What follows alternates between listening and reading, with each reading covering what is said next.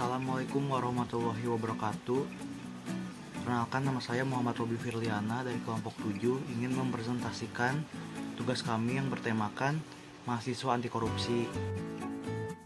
Nah, topik pembahasan kita kali ini adalah pengertian korupsi, penyebab terjadinya korupsi, dampak korupsi, contoh kasus korupsi di Indonesia, peranan mahasiswa dalam gerakan anti korupsi. Apa sih korupsi itu?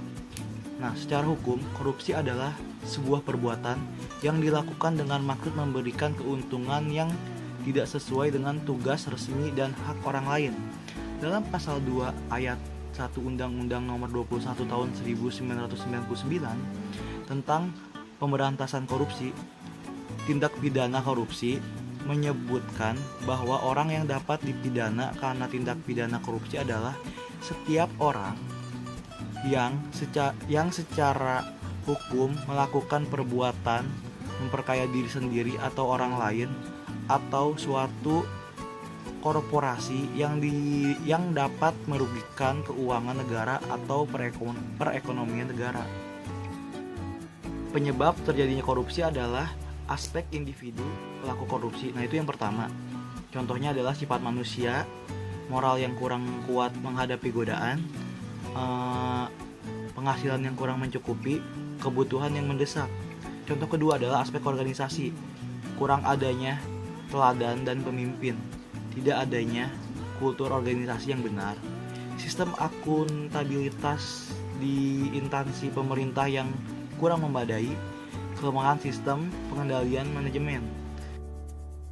Nah, yang ketiga itu aspek masyarakat, tempat individu dan organisasi berada.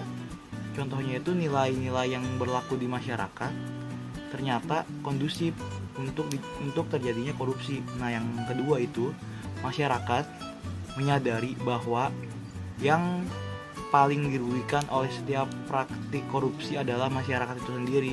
Nah, masyarakat tuh masih kurang menyadari bahwa masyarakat itu sendirilah yang terkena dampak korupsi.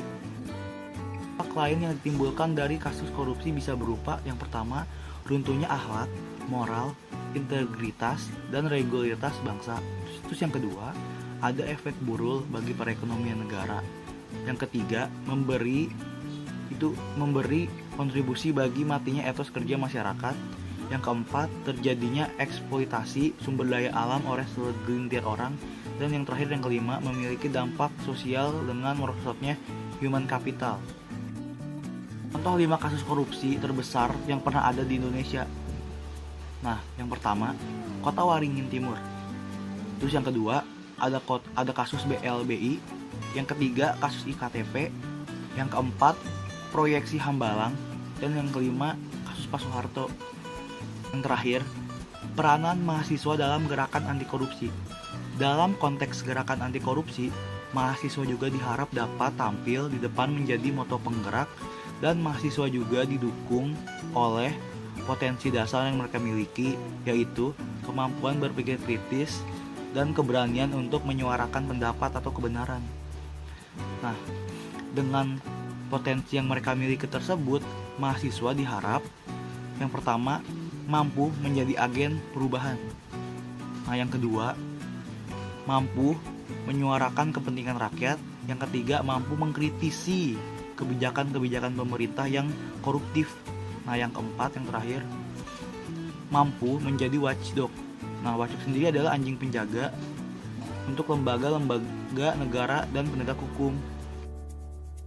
Nah, sekian untuk pembahasan kita kali ini. Kurang lebihnya mohon maaf. Assalamualaikum warahmatullahi wabarakatuh.